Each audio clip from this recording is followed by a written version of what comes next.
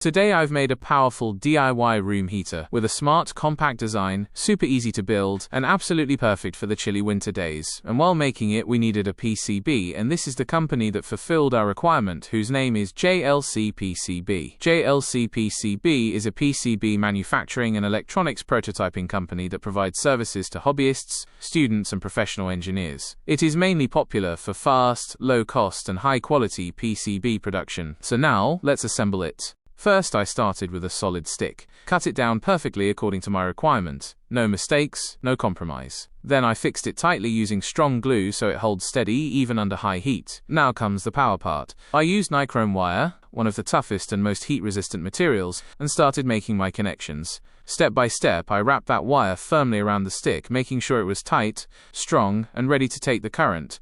After finishing the wrapping, I connected both positive and negative terminals directly. This is where the raw current kicks in, exactly the way a real heater works, pulling energy and blasting it into heat. But power without safety is nothing. So I covered both ends properly, making sure there's no risk of shock, no short circuit, no loose ends.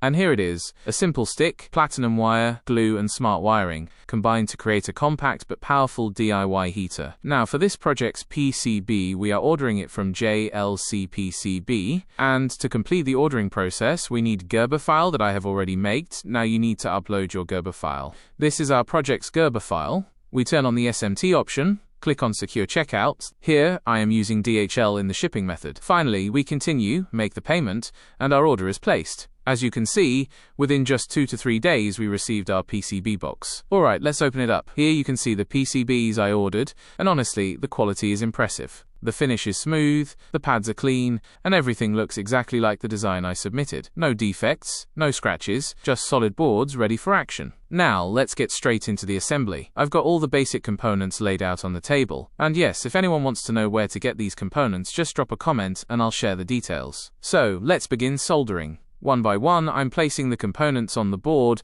and locking them down with solid solder joints. Every pad takes the solder perfectly, no lifting, no spreading. So now, to power this project, I've used 2 CPU fans and attached them firmly together with hot glue, just like this. Once the fan unit is ready, we move on to the next step, building the body parts for the project. It's time to move on to the body. For this, I've used cardboard pieces that I had already cut to size. Each piece is carefully aligned, and with the help of strong glue, I'm fixing them tightly together. No loose edges.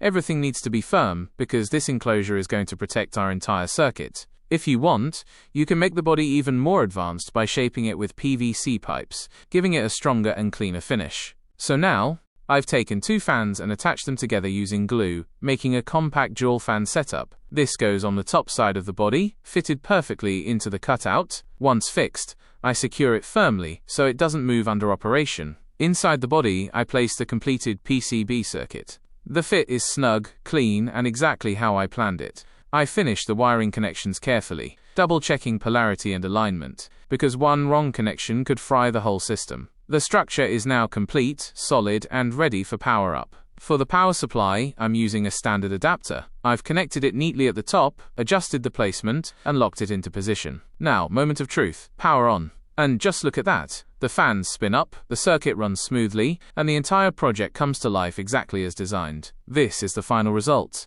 A clean, compact, and powerful project, built step by step with proper assembly and strong finishing. So, what do you think of this build? Drop your thoughts in the comments. I'd love to know your opinion. And that's all for today's video. I'll see you in the next one. Until then, take care and keep building.